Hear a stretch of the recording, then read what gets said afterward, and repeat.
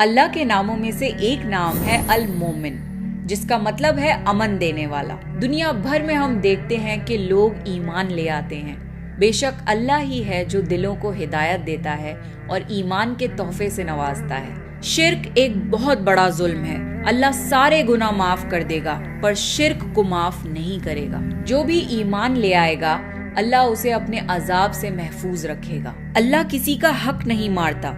अगर किसी ने कोई एक नेकी भी करी होगी तो अल्लाह उसे जाया नहीं करेगा, बल्कि उसको बढ़ा चढ़ाकर उस नेकी का अजर देगा। कयामत के दिन अल्लाह अहले ईमान को अमन अता फरमाएगा। ये वो लोग हैं जो ईमान लाए और अल्लाह से डरते रहे। कयामत के दिन वो हर खौफ से महफूज होंगे। अल्लाह कोई जालिम बादशाह नहीं।